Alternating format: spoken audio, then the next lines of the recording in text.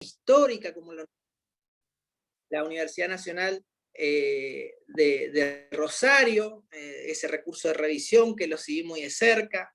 Posteriormente, la CONEAU tuvo que adaptarse a nuevos procesos, digamos, de acreditación, con una serie de recomendaciones, y todo ese camino nos hace pensar cómo el sistema universitario nos lleva al diálogo entre disciplinas.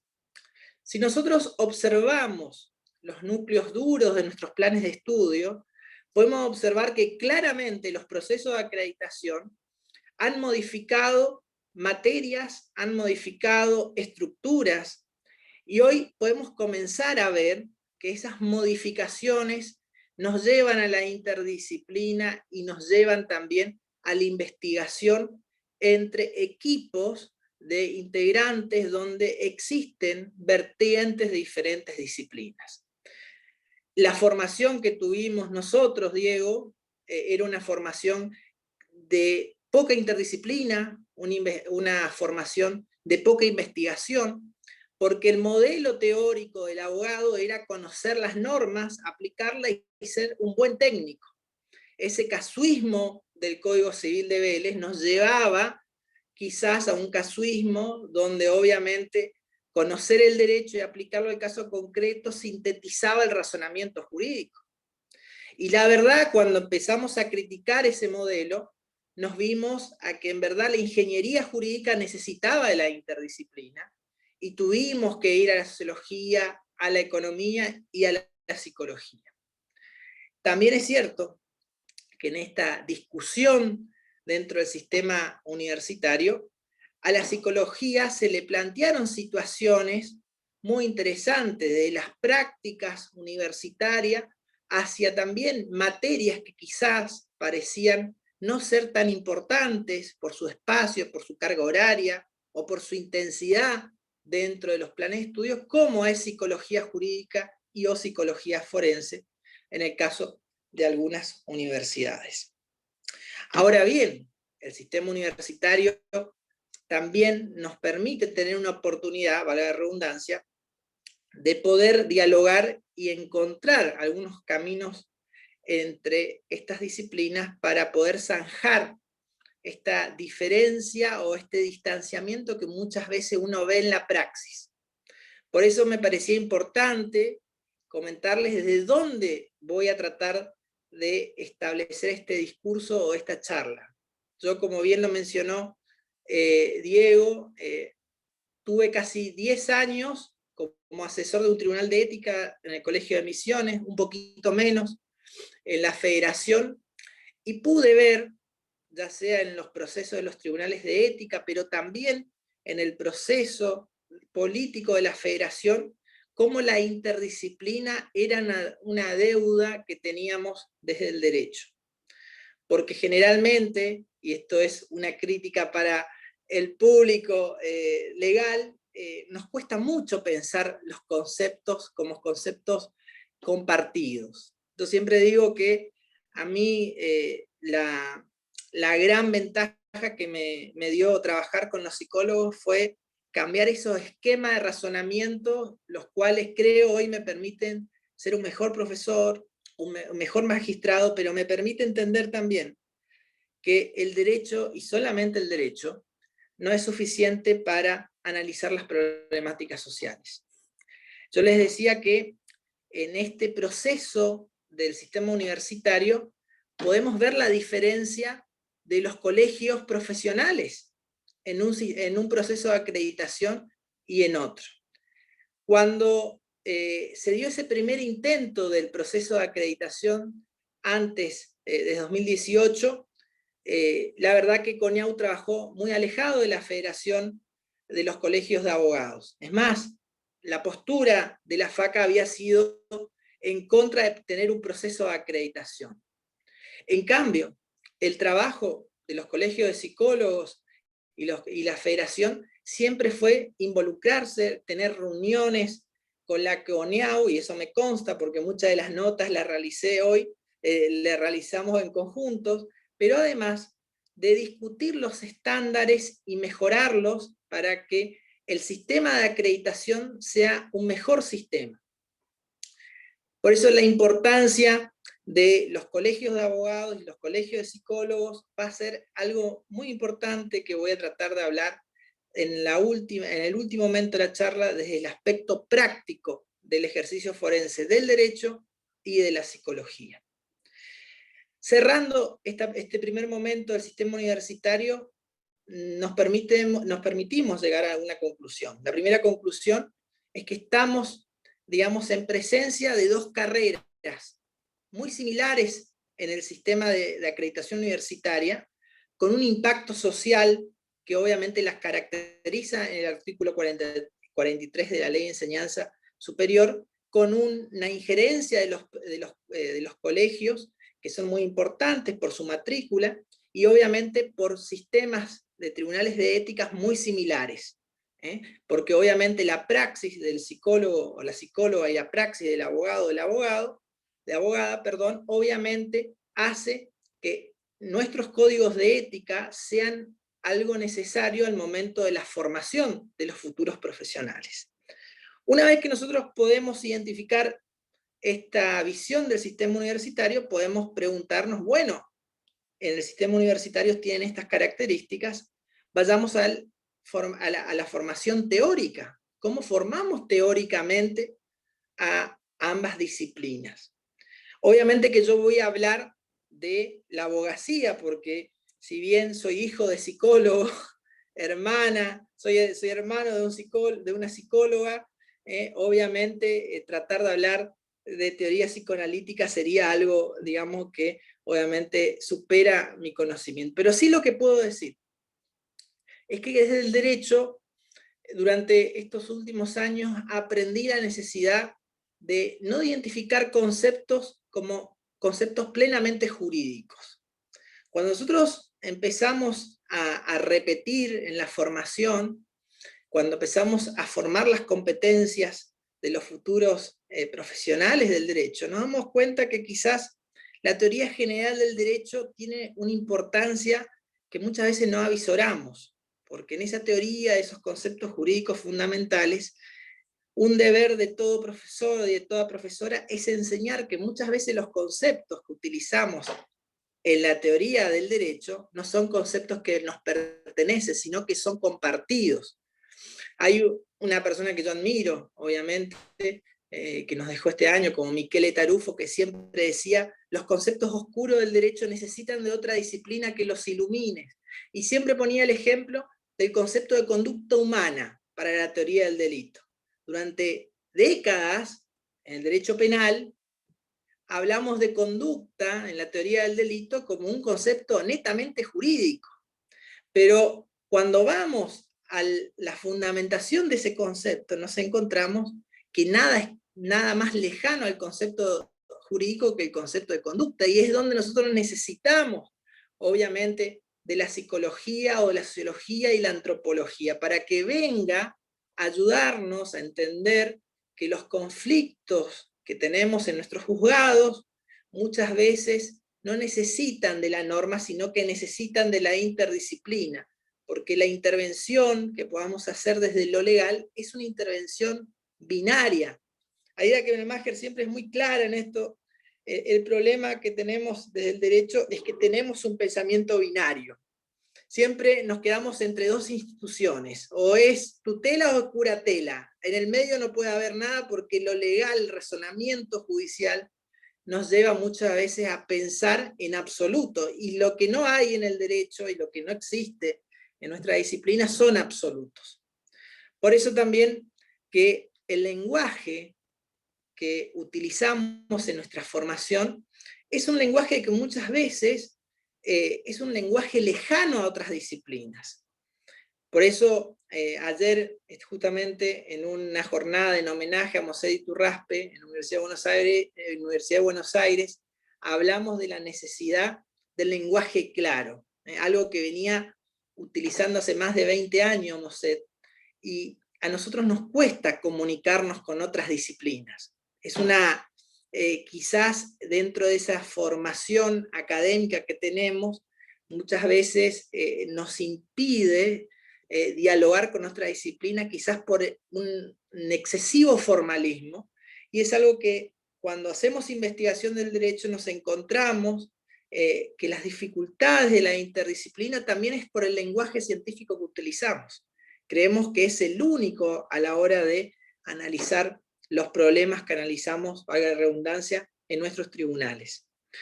También es cierto que esta cercanía entre el derecho y la psicología nos lleva a pensar que en esa necesidad de trabajo tenemos una oportunidad entre las carreras de las intercátedras para espacios comunes. Esto que estamos haciendo hoy, si lo pudiéramos ejercitar, digamos, habitualmente, quizás podríamos avanzar en la solución de muchos problemas. Y acá es donde voy a iniciar el tercer momento de mi exposición, que es la fase práctica de ambas disciplinas. Y por eso me parece muy oportuno tener, digamos, presentes profesores de procesal civil y otros profesores también que están vinculados a las materias deontológicas de la psicología, porque vamos a poder compartir y dialogar problemáticas de la formación de grado en el ejercicio profesional. Como yo les comenté, durante mucho tiempo pude observar los casos de los tribunales de ética de casi todo el país, de los psicólogos y las psicólogas, que generalmente tenían factores comunes que se replicaban en casi todos los colegios. Desconocimiento de cierta normativa, consentimiento informado, secreto profesional, obligación de denunciar ciertos delitos, obviamente también el desconocimiento muchas veces de la práctica de la ley de salud mental, y también cómo ellos participaban de los procesos penales o los procesos civiles, los procesos laborales como peritos, digamos, en diferentes provincias. Esto nos hace preguntarnos cómo realizamos las prácticas en ambas disciplinas. La práctica en el derecho, que obviamente nos permitió este proceso de acreditación discutirlas, Diego habrá sufrido cuando empezó a pensar, bueno, las horas prácticas, ¿cómo las plasmamos en nuestros planes de estudio? Solamente en una materia como contrato, que es una materia teórica, ¿cuántas horas le pongo a la práctica? ¿Cómo hago práctica una materia teórica? ¿Cómo ejercito los consultorios jurídicos, las clínicas jurídicas? ¿Cómo logro la interdisciplina? Problemáticas que hace 4 o 5 años no teníamos, porque el derecho lo enseñábamos de la misma forma que lo aprendimos, y la cuestión práctica, el ejercicio de competencias profesionales para el mercado laboral, quizás no era una preocupación de todos los días. El proceso de acreditación nos llevó a repensar nuestras prácticas y obviamente a modificar las estructuras de nuestros planes de estudio. Pero la cuestión de las prácticas no es un problema solamente de los abogados. Generalmente, las causas de los tribunales de ética de todas nuestras provincias, en los colegios de psicólogos, tienen que ver con la formación práctica en el área legal. El área legal suele ser un espacio, generalmente lo tiene en un cuatrimestre, que se puede articular con las prácticas de la carrera o con un trabajo final integrador o con un proyecto de investigación o con un área de extensión, pero generalmente es incapaz de contener todas las cuestiones prácticas del profesional de la psicología en el ejercicio de la profesión. Nosotros, en el ámbito de la Federación de Psicólogos, empezamos con la presidencia de Beto a hacer las reuniones de abogados de todos los colegios. Y las problemáticas que teníamos todos los profesionales del derecho era plantear respuestas a problemas comunes, desde la validez de un certificado en un proceso laboral hasta la formación de los futuros matriculados en materia pericial, las facultades, digamos, o el esquema de un informe pericial, a cómo tenía que tratar el profesional de psicología mediante un consentimiento informado y la historia clínica a su paciente todos los días. Y eran problemas que se repetían. Empezamos a trabajar en varias reuniones, los abogados de todos los colegios, y el abogado de la federación, que en ese momento era yo. Empezamos a construir documentos, empezamos a sumar también documentos de otras comisiones que tenía la federación, que tenían que ver con, digamos, los alcances de las licencias, la estructura de las pericias, las normas éticas de los colegios, y pudimos generar un espacio. Es así que en Mendoza, antes de la pandemia, habíamos pensado la primera reunión de asesores letrados de todos los colegios para discutir estos temas, lo que se transformó rápidamente con el Zoom, una reunión por Zoom, con Aida Kemmelmacher hablando de la cercanía entre la psicología y el derecho. Y obviamente esto también permitió que cada colegio profesional a lo largo y a lo ancho del país se empiece a preguntar sobre la formación práctica del psicólogo o de la psicóloga. Porque obviamente esta función práctica de realizar una pericia, del formato de una pericia, de la estructura argumentativa y legal de una pericia, la injerencia que puede tener la mala praxis en el ejercicio de la psicología, también nos llevó a tener ciertas preocupaciones comunes a lo largo de todo el país. También el proceso de acreditación y la modificación de los alcances del título de los egresados de la psicología nos planteó otro momento muy importante digamos, a la hora de analizar qué podía hacer un egresado del ejercicio de la psicología. Por ello, estas cuestiones que muchas veces tienen que ver con el aspecto normativo, nos hace preguntarnos cómo entre ambas disciplinas podemos nutrirnos y obviamente generar espacios comunes, no solamente en la formación, sino en la investigación y la extensión. Por eso, como te decía, Diego, durante muchos años la federación empezó a tener iniciativas con muchas universidades.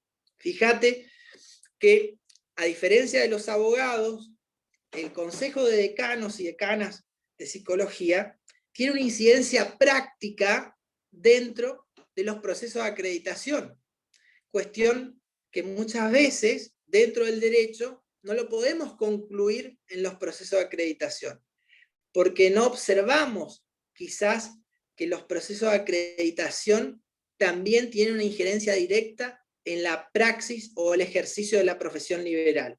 Generalmente los procesos de acreditación pareciera ser que es algo solo de las universidades, y no nos ponemos a pensar que de la forma de enseñar el derecho, después vamos, producto de ese proceso, vamos a tener a los abogados que litigan y a los futuros jueces que obviamente ejercen la magistratura. Es interesante ver ambos procesos, porque si nosotros analizamos cómo se evalúa la práctica en el derecho y cómo se evalúa la práctica profesional en la psicología, nos estamos dando cuenta que tenemos muchos puntos en comunes que quizás podemos transitarlo de forma conjunta. Por eso yo les decía, bueno, ¿cuáles pueden ser las propuestas de trabajo en conjunto para estas cuestiones? ¿O cómo podemos trabajar digamos, en esta dirección? Quizás las propuestas que me animo a hacer parecerán, digamos, muy ambiciosas, pero generalmente son propuestas simples. Primero, porque obviamente nuestro sistema universitario nos permite quizás maximizar los recursos y maximizar los esfuerzos como lo estamos haciendo hoy. Imaginemos por un momento que en materia de investigación podemos pensar una línea de investigación que involucre a ambas disciplinas. Obviamente psicología forense o la determinación del perfil criminal, o más allá de la argumentación, digamos, o el análisis de las pericias laborales para la determinación de la incapacidad, podría ser un objeto de investigación muy interesante, que llevado a un equipo mixto, no solamente de abogados, psicólogos, pero también de otras disciplinas, podría terminar en un proceso de investigación mucho más enriquecedor que las investigaciones que hacemos en nuestras unidades académicas. Pensemos por un momento que una actividad de extensión de un consultorio jurídico gratuito, que además ayude a los nuevos profesionales de psicología a establecer el valor legal del consentimiento informado, que obviamente colabore con las características legales de la historia clínica, permitiría evitar procesos de ética cuando un profesional de psicología no entiende que la propiedad de la historia clínica es del paciente y que obviamente es sujeto también de un juicio de mala praxis, como hoy observamos en muchas jurisdicciones de nuestro país, donde esa lógica del juicio de mala praxis, que lo vivimos con los médicos en la década del 80, se está dando con los profesionales de la psicología en la década del 2000. Por otro lado, también es cierto que así como pensamos en extensión o en investigación, perfectamente podemos pensar en espacios curriculares de intercátedra para la formación teórica en elementos de la psicología y también de la formación legal de los futuros profesionales de la psicología en las facultades de psicología de nuestras universidades. Estas ideas, que obviamente no se pueden realizar de un momento a otro, me parece que son el camino para la interdisciplina y para acostumbrarnos a abordar temáticas comunes en momentos donde la pandemia nos exige pensar las soluciones de los problemas que vamos a tener después de la pandemia. Un elemento que vamos a observar en los procesos judiciales, cómo la pandemia ha afectado a los justiciables y obviamente cómo los usuarios del sistema de salud mental necesitan de una contención mayor después de casi 2 años de encierro y de situaciones que nos han llevado a tener, obviamente, cuestiones familiares que antes no teníamos. La preocupación por nuestros hijos y la educación generalmente puede ser también una problemática que necesitamos abarcar durante el post-pandemia.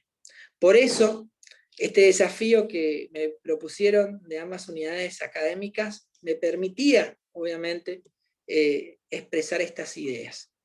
Antes de finalizar, también les quiero contar que los colegios profesionales de psicólogos han realizado una ardua tarea en esta temática y que quizás los colegios profesionales de las diferentes provincias, de los abogados, no hemos avanzado en esta línea. Por eso me parece muy importante destacar la labor de la Federación y obviamente destacar esta oportunidad que me da la Facultad de Derecho de Mendoza en la figura del decano. Muchas gracias.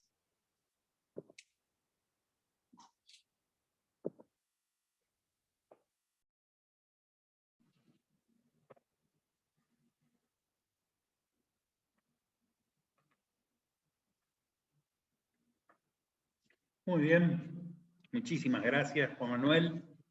La verdad que, bueno, se nos presentan una enorme cantidad de desafíos, ¿no? No sé, Diego, ¿cómo te parece? Si ya no tenemos, ahí mandé, ahí está, empiezan a haber algunas consultas, ¿eh? Les pedía que toda participación, no somos tantos, así que las podemos hacer también haciendo uso de la palabra, ¿eh? Si les parece bien, activan el micrófono y directamente hacen su intervención. Ahí ve que Silvana había hecho una pregunta, así que...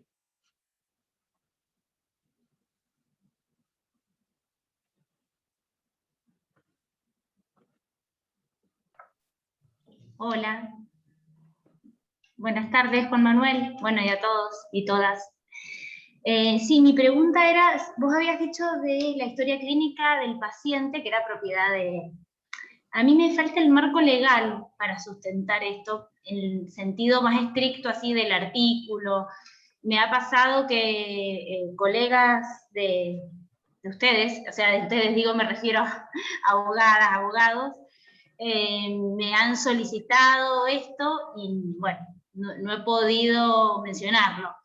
Hay posibilidades de mencionarlo y también hay otro, ya que seamos un poco, me tomo el atrevimiento, 2 o 3 casos que se han juntado ahora, pero puede ser que a otros les sirvan, en relación a cuando uno de los adultos responsables de la niña o el niño viene y pide la consulta o el espacio terapéutico.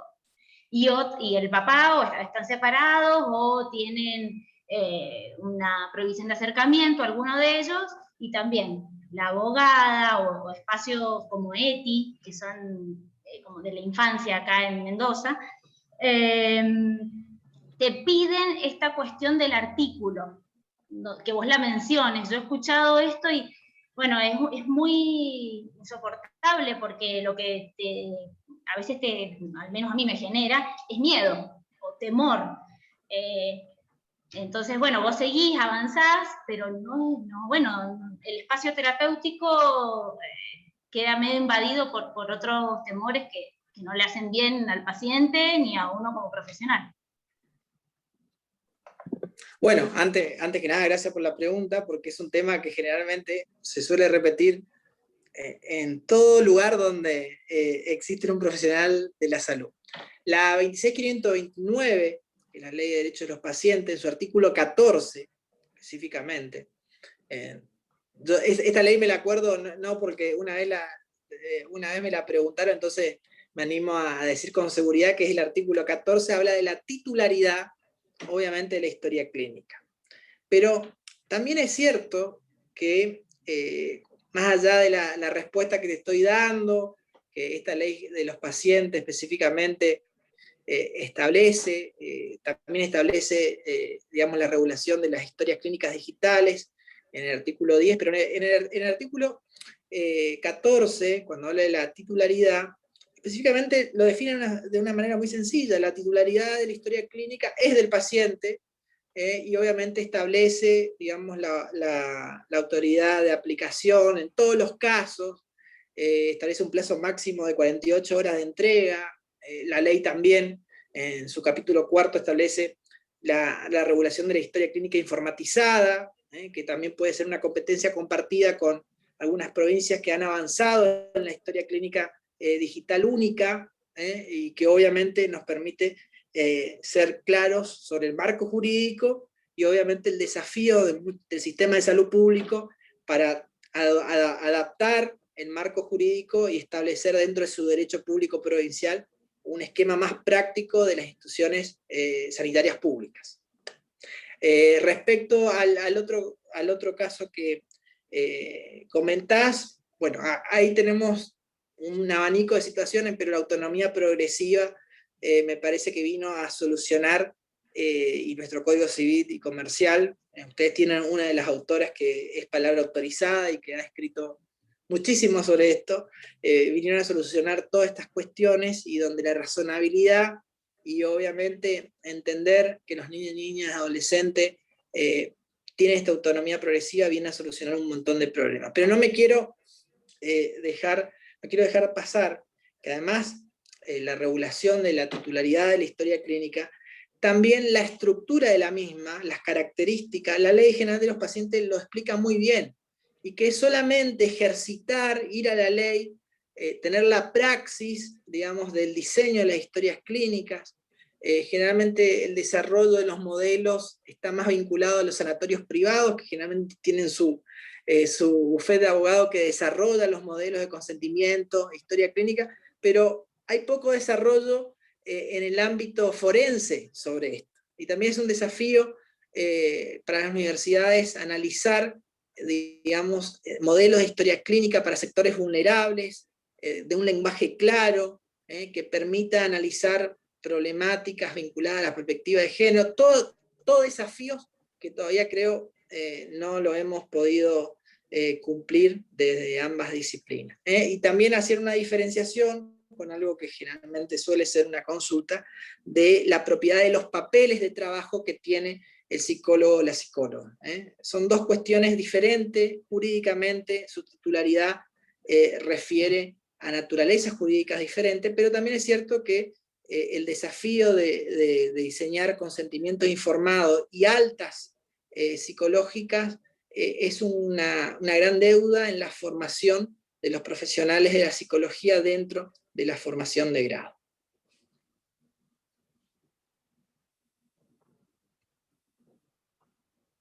Muy bien. No sé si tenemos alguna otra duda o alguna otra intervención que les parezca que podamos ir haciendo. Les pido que por favor habiliten el audio. Sí, Andrea. Muchas gracias. Bueno, yo quería comentarle al doctor, yo soy asesora del Tribunal de Ética del Colegio de Psicólogos de acá de Mendoza. Me enteré medio de casualidad de esta charla, así que, pero bueno, por suerte pude intervenir, digamos, a tiempo, me pude conectar. Desde el 2019 que estoy en el tribunal y la verdad es un trabajo que me encanta, pero me pasa de que no encuentro capacitaciones a dónde formarme, ¿no? O sea, además de la formación que ya tengo y la práctica que voy teniendo obviamente día a día, quería consultarles, ya aprovechando esta oportunidad de alguna formación, capacitación, a dónde acudir, que como le digo, tengo un gran interés y no siento, digamos, que exista como que sea de fácil acceso para ver a dónde uno se puede capacitar. No sé si me explico bien. Perfecto. Voy a tratar de hacer un poco de historia de la formación jurídica forense. Nosotros hoy, me pongo en el lugar tuyo de un abogado que quiere aprender esta interrelación entre psicología y derecho, ¿no?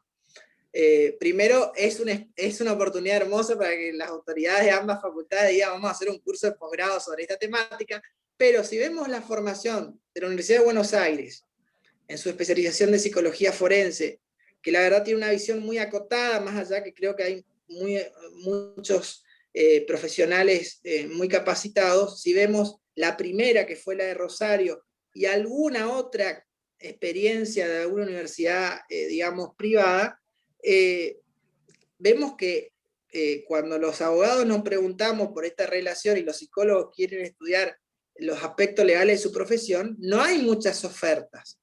Y la verdad, a veces una carrera de posgrado no es necesaria, digamos, para estos temas, sino que un espacio, digamos, de formación práctica, talleres de graduados, estoy imaginando ideas, después las autoridades universitarias podrán proponer cosas más inteligentes que la mía, cursos de posgrados o también workshop que obviamente digamos, reúnan a ambas disciplinas, puede ser enriquecedor y puede ser una oportunidad que hoy el Zoom permite hacerla extensiva a todos y a todas en la República Argentina y permite que podamos formarnos.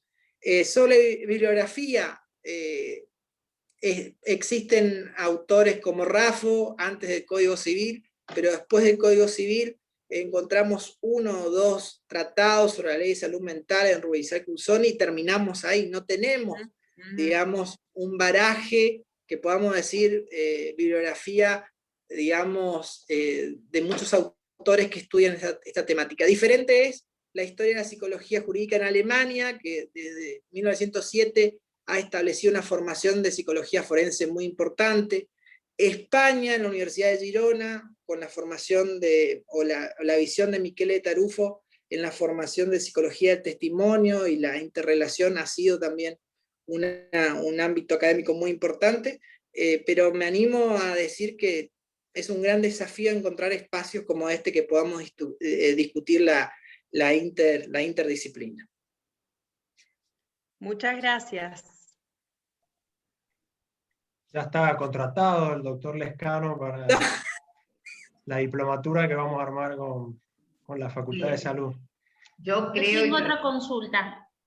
Perdónenme, pero yo creo que no solamente para psicología, yo creo que en el terreno de la salud no hay un lugar donde se pueda interactuar. Era lo mismo que hablábamos al principio en una charla informal con el doctor Alejandro Bulli, que quizás lo hacíamos muy técnicamente, pero a los fines jurídicos después no tenían ningún asidero o no servían, hay que decir la verdad, porque nosotros quizás la parte técnica la hacemos muy bien, pero el tema del dictamen o de acompañar, ¿no es cierto?, al jurista para que esclarezca estos temas, no lo podemos hacer porque no estamos formados en esa otra parte, estamos formados solamente, como decía el doctor Juan Manuel Lescano, estamos formados en núcleos, ¿no es cierto?, que somos de esa disciplina. Por eso es que es tan importante que este artículo 43 ha venido a regularnos y a pensar de otra manera. Porque si no nosotros, como bien lo decía, enseñamos como aprendimos. Imagínense, no voy a decir cuántos años hace que yo me recibí, si en este momento yo diese las mismas clases que me daban a mí. Y siempre me pregunto eso. Pasa lo mismo, ¿no es cierto? En este momento, yo no me voy a meter en el tema psicológico, pero sí en el tema que tiene que ver con lo público. Y aquí es donde nosotros tenemos que, desde la facultad, ser rectores, ¿no es cierto?, en la elaboración de estos documentos, en la formación del recurso humano, para que elabore estos documentos como corresponden, y que tengan el asidero, ¿no es cierto?, científico, ¿no es cierto?, y hasta público si así lo requiere. Y es donde creo que todas las ciencias, hablo de las ciencias de la salud, fallamos porque no sabemos esto que nos falta, que decía el doctor Alejandro. Quisiera agregar algo. Soy Liliana Almirón, soy psicóloga, aparezco con otro nombre, soy de Misiones, del Colegio Profesional.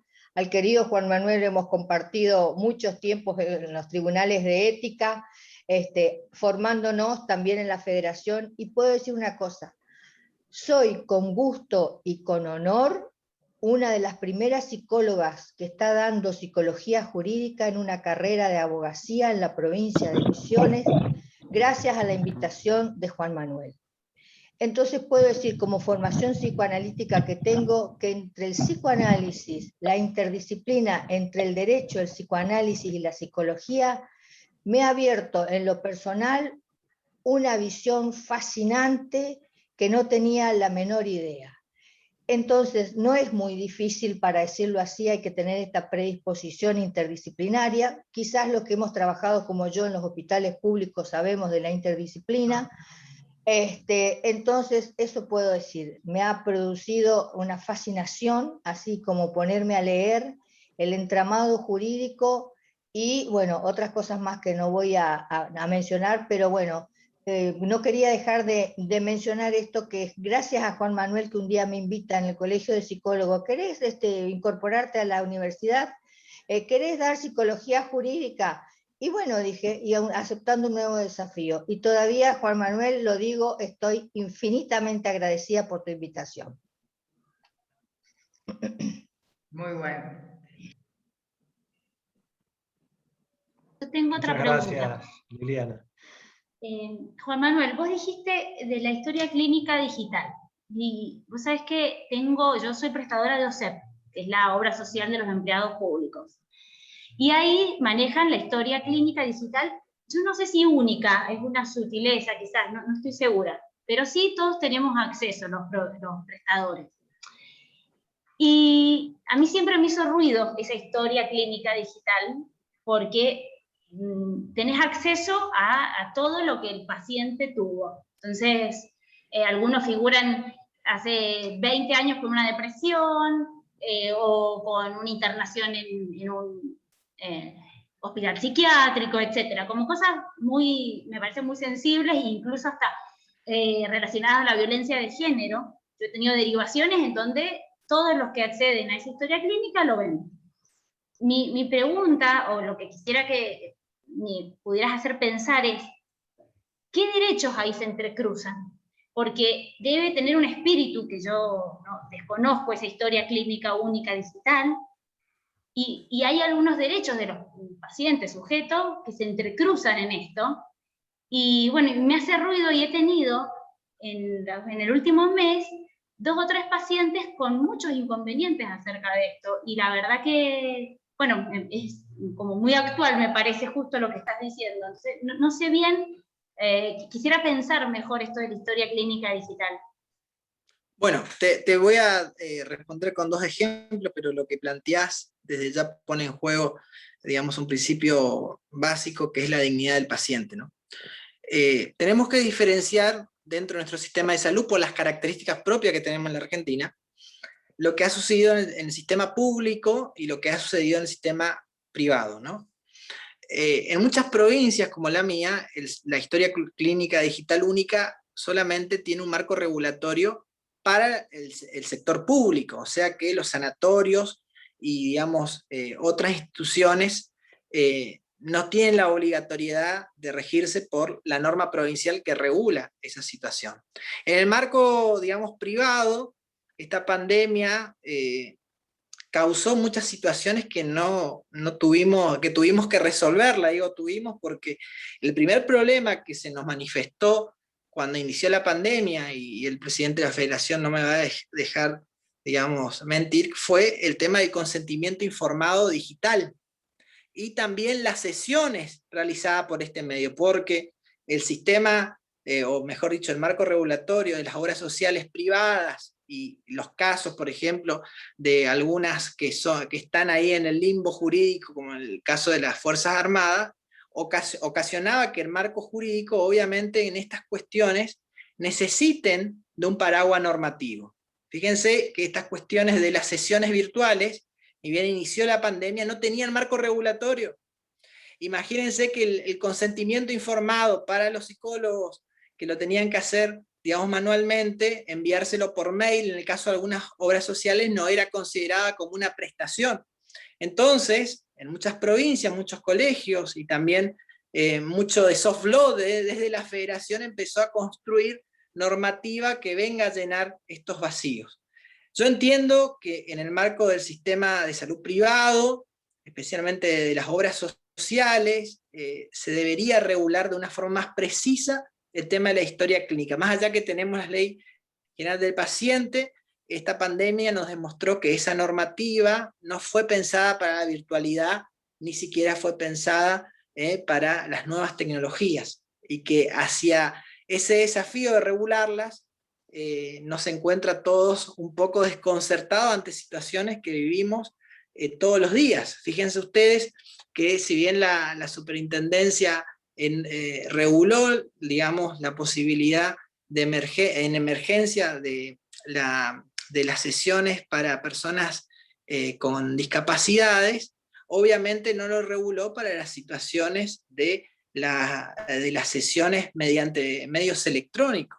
Y fue una construcción, digamos, que se realizó de una forma muy lenta, pero que hoy todavía necesita de un marco normativo, administrativo, pero también es un desafío para las provincias, para quizás dar ejemplo, como yo siempre digo, que el derecho público provincial, y Mendoza es ejemplo de esto, siempre ha sido más avanzado que la regulación federal, porque la lógica de nuestras provincias es muy diferente a la lógica capitalina, que vive otra realidad, y que quizás las soluciones que tenemos en Capital Federal no son aplicables para la problemática de nuestras provincias. Yo voy a contar un poquito, porque fui un poco miembro, ¿no es cierto?, en salud pública, del tema de la historia única digitalizada, y era que se iba a acceder por códigos. No sé después si funcionó o no funcionó. Entonces, si su matrícula era X y correspondía a psicología, obviamente uno podía ver todo lo psicológico. Si uno tenía la parte de odontología, obviamente que tenía todo lo de odontología, y lo que correspondía de si tomaba algún antibiótico o si estaba tomando alguna patología de base o algo que tuviese que ver con lo que yo iba a tratar. Después, no sé, en realidad, con esta virtualidad y demás, cómo se llegó, pero creo que ese era el espíritu con el cual se comenzó a trabajar en la historia clínica única en toda la provincia de Mendoza. Y obviamente que, bueno, en el andar dice que se va acomodando, pero ahora como está la ciencia y la tecnología, yo creo que esto se debería regular de alguna manera, ¿no es cierto? Es mi pensamiento, ¿no es cierto?, después de haber trabajado en salud pública y de trabajar en epidemiología muchos años. Y lo otro que quería decirle es, doctor Carbonell, estimado público, que me disculpen, pero tenemos una reunión muy importante, tenemos el lanzamiento de nuestro preuniversitario. Hoy es maratónico para nosotros, el doctor Carbonell lo sabe, venimos también de una reunión de Consejo Superior y así sucesivamente. Así que yo les agradezco, tomo el guante, al igual que usted, digo, Carbonell, del tema de quizás no empezar con una diplomatura, pero sí con un curso para estas falencias que tenemos en la ciudad de Mendoza, no solamente para psicología, sino para todas las ciencias de salud. Está también invitado el doctor Alejandro Bulín, que a mí me parece muy interesante lo que dijo cuando estuvimos hablando en la previa, de esos peritajes tan grandes y que después nos sirven, que son puramente técnicos y que a la justicia o a la hora de dar un dictamen no sirven, y realmente cada vez me doy cuenta que sé menos. Y que tengo que aprender más de las otras disciplinas. Así que bueno, muchísimas gracias por invitarnos y muy buena la iniciativa. Perdonen, pero de verdad que tengo que estar en el preuniversitario, que también es parte de todo esto. No, anda tranquila, Cielo, ya sabíamos de antemano que tenías vos este compromiso, así que Marcela, no sé también si se tiene que ir, vayan tranquilas, gracias por acompañarnos. Muy interesante los aportes. También creo que la licenciada Muñoz, puede ser que esté la licenciada Muñoz, que también es del equipo, así que ella también puede colaborar, puede sumarse. Ahí está. ¿Cómo estamos, Cecilia? Buenas tardes a todos y a todas. Sí, estoy acá presente. Sí, formo parte de la Cátedra de Ética y de Deontología Profesional, así que acá presente también en representación de Psicología. Bueno, muy que bien. también está, bueno, así que los dejamos en muy buenas manos. Bueno. Muchas gracias y un placer compartir con ustedes, doctor Araujo, todos, muchas gracias por la invitación y que esto se multiplique. Por supuesto, hacia allá vamos. Adiós. Adiós. Bueno, retomo el tema, Juan Manuel, de la historia clínica, que me parece apasionante un aspecto, que es el aspecto del derecho a la intimidad y de la dignidad del paciente, ¿no? Porque seguramente desde lo técnico, médico, psicológico es muy positivo el tener una historia clínica única y digital, pero lo veo desde el punto de vista de la dignidad, ¿no? Que es un poco estigmatizante el tener todos tus datos que son más que personales, son tus datos íntimos, justamente tu historia clínica, tu historia psicológica, que está a merced de cualquiera que pueda meterse en la página y visitar, por más profesional que sea, ¿no? Entonces ahí creo que empiezan a jugar más derechos constitucionales, más allá de la regulación que se le puede dar a nivel provincial o a nivel nacional, ¿no? Ahí Facundo también ha estudiado el tema del derecho a la intimidad. Alejandro. No, simplemente, a ver, comparto lo que acabas de decir, Diego, 100%. Me parece que lo que se trata de datos sensibles, ningún profesional podría ingresar a la historia clínica digitalizada sin la autorización previa del paciente. Me parece que hay varios derechos lesionados, no solamente el derecho a la intimidad que tiene el paciente, sino además me parece que hay una seria violación del secreto profesional. La verdad que el paciente tiene derecho a decir qué revela, y hay un trabajo justamente de la doctora Máger de Carlucci, citando a su vez un trabajo de Rivera, en donde habla del derecho que tiene toda persona a guardar aquello que no quiere revelar a nadie. Y si se lo revela a un psicólogo o a un psiquiatra o a un médico por lo que fuera, me parece que eso de ninguna manera podría estar revelado en la historia clínica sin su previo consentimiento. Y me parece que el tema llega a punto tal que les puedo decir que hace poquito, en un proceso judicial, se ventiló le hicieron una causa por daño a un laboratorio, porque a un paciente con SIDA, cuyo resultado decía no detectable, es decir, la carga viral era no detectable, por tanto el laboratorio no advirtió no sabía que ese paciente tenía SIDA. Y en lugar de expedir el certificado, el resultado del laboratorio, codificado como dice la ley de SIDA, lo expidió nominativamente. Conclusión es que se planteó un proceso judicial por daño, entendiendo que el laboratorio había violado el deber de confidencialidad. La verdad que era un tema muy discutido, porque él recibe el certificado, el resultado, la verdad que podría haberle dicho al laboratorio, mire, no, yo soy enfermo de SIDA, démelo codificado. La verdad es que lo recibió así, lo guardó en su casa, después aparentemente lo encontró una hermana, gran problema familiar, esto deriva en un juicio.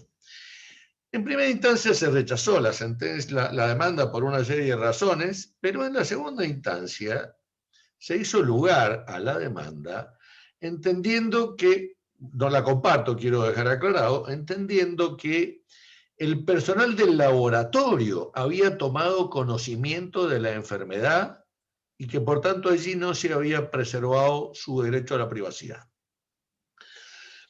A ver, no lo comparto, ¿por qué? Porque estamos hablando de un laboratorio, persona que manipula una sangre que podría estar infectada, debería estar informada de que podría estar infectado de SIDA ese paciente para preservar su salud. ¿Tá? Pero fuera de este caso particular, me parece que la intimidad ha sido protegida de tal manera que hasta el propio personal del laboratorio debía desconocer que esta persona era enferma. Ahora, si uno piensa en esta situación y piensa a lo que puede tener acceso en una historia clínica digitalizada, en una institución pública, la verdad es que me parece sumamente grave que una persona pueda acceder sin el consentimiento previo. Es más, yo iba a hacer el comentario de que yo no soy un especialista en estos temas, mi especialidad es el derecho procesal, pero sí conozco algo de derecho de daños, y entiendo que perfectamente podría haber daño por la divulgación de datos sensibles que un paciente no quiere que se conozcan. Y a Silvana le contesto algo que dijo recién, que me impactó, porque dijo, me da mucho miedo porque a veces hay prohibiciones de acercamiento y uno no sabe cómo manejarse. Silvana, muy simple, mira, la respuesta que te voy a dar puede pecar de simplista, pero creo que puede resolverte el problema. Cuando hay una prohibición de acercamiento, si la madre del niño tiene esa orden, vos pusiste el ejemplo de un niño, hay prohibición de acercamiento, la madre tiene que darte una copia de la orden. Tiene que notificártela. A ver, tiene que notificártela. Por supuesto que te la puede notificar verbalmente, pero vos tenés el derecho de pedirle que te dé la orden escrita para saber qué precauciones tomar. Y con esa orden judicial vos podés negarte a que aquella persona que tiene prohibición se acerque. Y si se acerca, tenés todo el derecho de llamar a la autoridad policial y pedir auxilio teniendo en cuenta que hay una prohibición de acercamiento que podría estar violada. Es decir, conclusión, frente a la duda, vos tenés que pedir la orden judicial y hacer lo que dice la orden judicial. Sí, ya que estoy, gracias, te hago una pregunta. ¿Y si no está notificada? Y me dice que es así, ¿no? Pero no está notificada, es como que le hicieron, le tomaron en una fiscalía la demanda, pero no la notifican. En ese intermedio... Mira, es una situación muy dudosa y te digo por qué. No a mí personalmente, pero a mis socios sí les ha tocado intervenir en casos en donde se hacen denuncias por una serie de hechos de violencia familiar que nunca se comprueban y muchas veces la orden nunca sale. No sale justamente porque no se comprueban, ni siquiera hay un indicio, es decir, el juez que da una orden, una prohibición de acercamiento, por lo menos tiene que tener un indicio de que efectivamente el hecho es cierto. Normalmente cuando pasa eso, la orden sale y sale escrita. Cuando la orden no existe, La verdad es que es para ponerla en tela de juicio. A mí me parece que casi te diría, decir, mire, si usted no me puede traer una orden, no me traiga el niño, porque yo no puedo correr el riesgo de violar una orden de la que no he sido formalmente notificado. Pero te aseguro que hemos visto, no yo no hago penal, pero sí tengo al lado 2 socios que hacen penal y hemos visto montones de denuncias penales por violencia familiar simplemente porque son una vendetta del marido a la mujer o de la mujer al marido. Y la verdad es que a lo mejor no existe ninguna prueba del episodio de violencia familiar. Entonces, me parece que en tu caso la única manera de que tengas tranquilidad de que estás haciendo las cosas bien es que pidas la orden. Si no te la quieren dar porque puede contener algo, por lo menos que te muestren la notificación que a ellas le hicieron de la orden.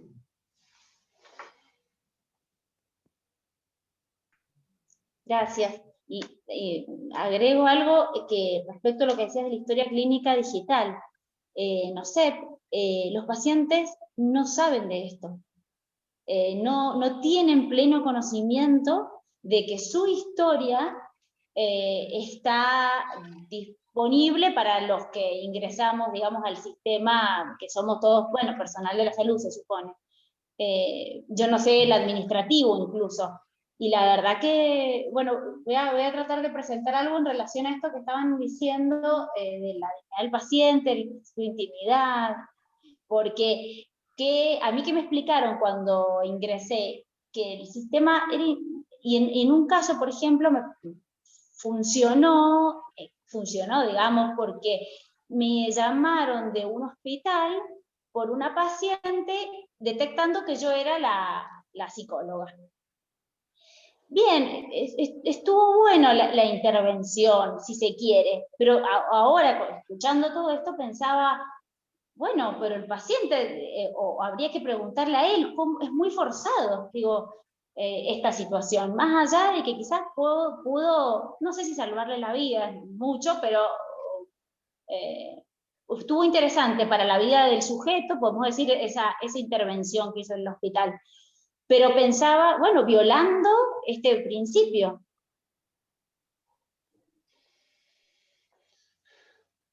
Me gustaría que lo respondiera Juan Manuel, pero insisto en que yo creo que ningún médico puede acceder a la historia clínica de un paciente si no lo autoriza. Juan Manuel, vos sabrás de esto mucho más que yo.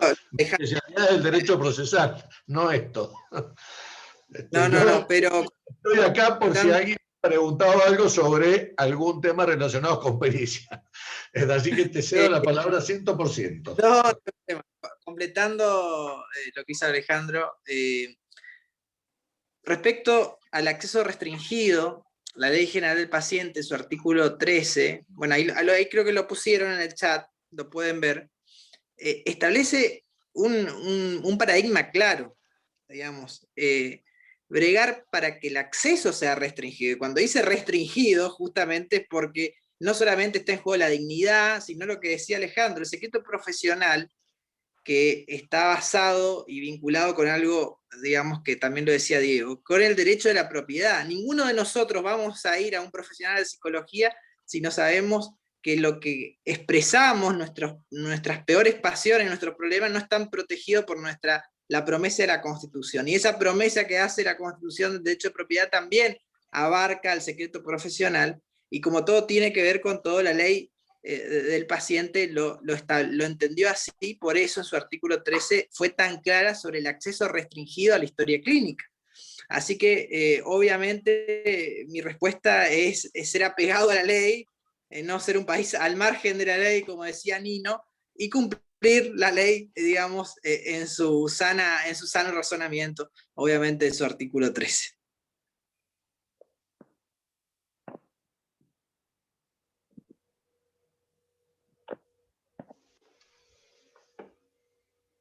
Bueno, excelente, Juan Manuel. Muchas gracias. No sé si hay alguna otra pregunta, alguno de los asistentes. No, yo hago un comentario. Esto que pasa con los CEP va a pasar hasta que un vivo se entere y le plantee un juicio a los CEP. Y cuando se lo gane, entonces van a ser de acceso restringido, que es lo que corresponde. lamentablemente dicen, la letra con sangre entra. Hasta que no pague el juicio no para. ¿Cuál? Sí.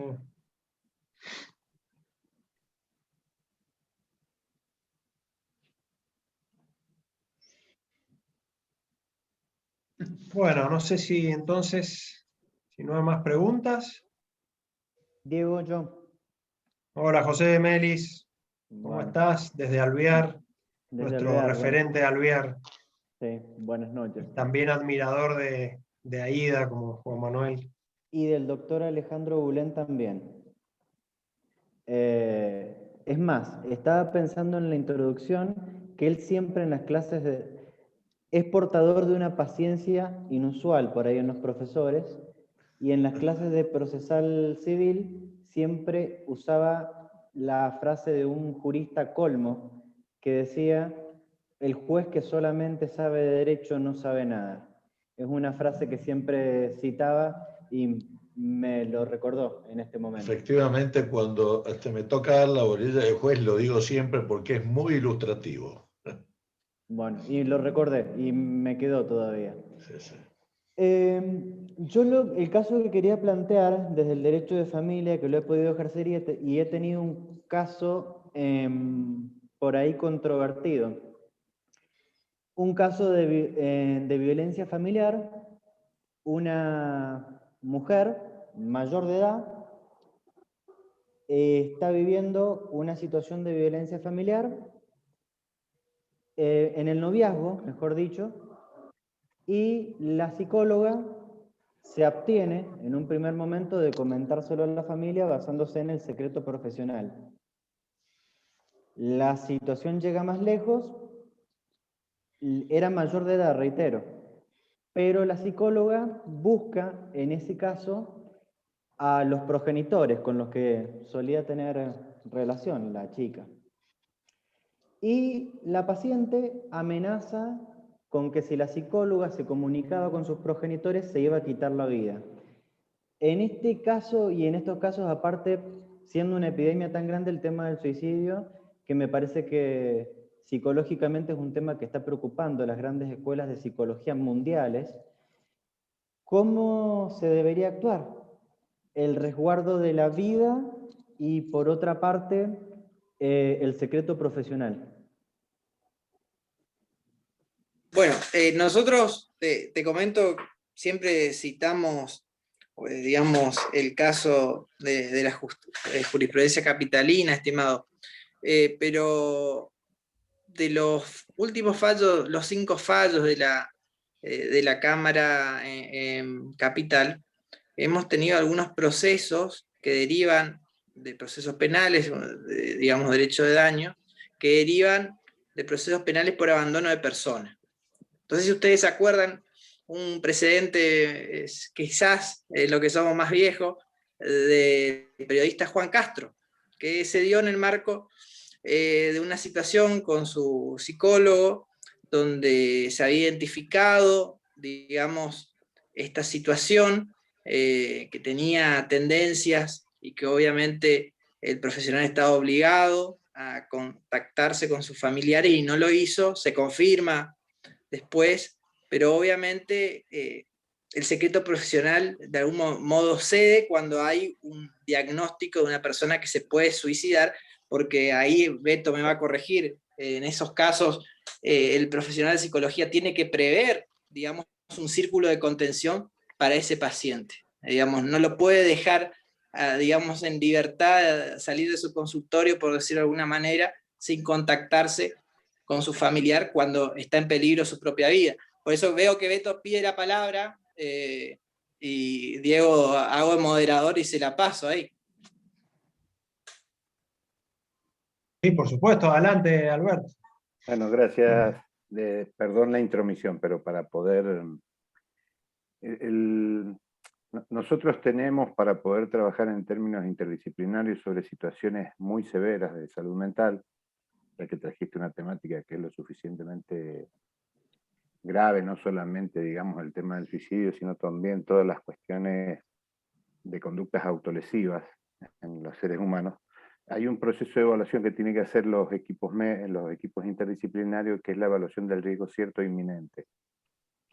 Es decir, que la persona que está interactuando conmigo, el usuario del servicio que está interactuando conmigo, te demuestre ese riesgo cierto e inminente. Ese riesgo cierto que si te dice que se quiere matar, es riesgo cierto. Es inminente, no siempre es inminente y tiene que ver con las evaluaciones de naturaleza contextuales que uno puede hacer. ¿Por qué indico esto? Porque aún en estas circunstancias, donde el paciente, el colega, cuando el riesgo, cuando la situación, la violación del derecho es mayor que el derecho del consentimiento informado, no puede mirar para otro lado. Tiene la obligación de realizar la denuncia, porque es una obligación de naturaleza profesional. Pero en el caso en que hubiese algún proceso de amenaza, dada la situación de padecimiento mental que estuviese atravesando la persona, existe la posibilidad de atención en crisis en función de la demanda que ella misma está ejecutando, mientras se puede articular el proceso de naturaleza legal. ¿tá? Porque allí es una, digamos, no son, en términos éticos, ni siquiera alcanzan a ser dilemas. Digamos, hay situaciones que son problemáticas y que allí sí nuestras colegas tienen que tener fundadas herramientas en términos legales. ¿Por qué en términos legales? Porque además tienen que ver centralmente con el derecho del usuario o de la usuaria de nuestros servicios, a los efectos de poner por sobre encima eso y no terminar metiendo la pata, como comentaba Juan Manuel, respecto de esos casos donde por intentar preservar alguna cuestión, voy a hacer también una salvedad, digamos, parte del encuadre que tiene que hacer un colega o una colega cuando está realizando algunos procesos de atención tiene que ver con esta cuestión de qué es aquello que sí, qué es aquello que forma parte del secreto y qué es aquello que cuando te lo cuenta existe una obligación de actuar en términos del resguardo del sujeto con el que está trabajando. Es como si te dijera, mira, yo te voy a contar que me quiero suicidar y vos no sé absolutamente nada siendo mi médico tratante o mi psicólogo tratante.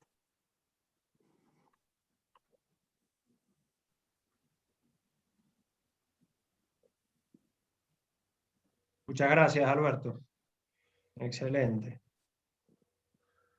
Bueno, no sé si hay alguna otra pregunta o consideración. He abierto los micrófonos.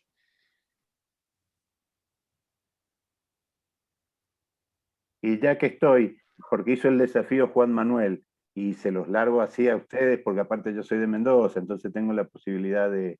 Hay un tema de investigación, algunas líneas hay dando vuelta. No tiene que ver con lo civil, sí tiene que ver con lo penal, pero es un tema que me parece que hay que estudiarlo en profundidad, que es el tema de la inimputabilidad y salud mental. Me parece que si en algún momento, desde algún área ahí de las facultades quieren, cuentan con la federación, digamos, para poder ponernos a estudiar, porque lo cierto es que hay una cantidad de desviaciones respecto de la inimputabilidad y el proceso de salud mental que hacen que se tergiverse mucho, amén de la construcción de un sentido común que anda dando vuelta por la calle y que termina generando también mucho más ruido al respecto. Pero si en algún momento da, nos chiflan y nos prendemos. Bueno, muchas gracias, Alberto. Nos llevamos, Facundo y Alejandro, un montón de desafíos esta noche. Empezar a trabajarlos, porque, bueno, Juan Manuel nos ha encendido una luz para empezar a explorar y a ver qué nuevos caminos podemos recorrer, ¿no? Volvemos al título de la charla, ¿no? Lo interdisciplinario, que cada vez es más palpable, ¿no? Para todos. Así que bueno, Juan Manuel, te cedo la palabra para que vayas cerrando. Bueno, de nuevo, Diego, muchas gracias Alejandro, muchas gracias Liliana, a todas las autoridades de ambas facultades por el espacio. Mi agradecimiento a vos, Diego, pero también me permito un agradecimiento personal a Beto, porque la verdad he trabajado muchos años en la federación y aprovecho de la saludo a su esposa, que es colega, egresada de la Universidad de Mendoza, así que también la trato como igual, así una gran escribana, así que el agradecimiento a todos ustedes y por abrirme la puerta de su casa. Muchas gracias. Bueno, Juan Manuel, de nuevo, muchísimas gracias por la excelente disertación que nos diste. Hemos aprendido un montón y como te decía, tenemos un montón de ideas para empezar a trabajar. Así que muchísimas gracias por tu presencia, tu generosidad. Gracias también a Alberto por haberte plegado a esta charla. Y bueno, al resto de los psicólogos, psicólogas, abogados y abogadas que nos acompañaron, que han enriquecido realmente esta charla. Muchísimas gracias y bueno, estén atentos que ya los vamos a invitar a nuevos eventos. Muchas gracias. Gracias. Chao, chao. Hasta luego. Hasta luego. Bueno, muchísimas gracias a todos.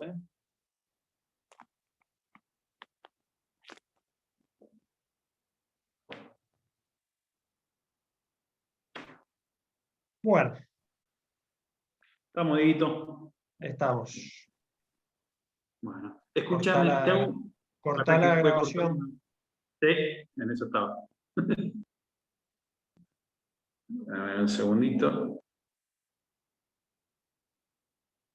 Uy, ahí estamos.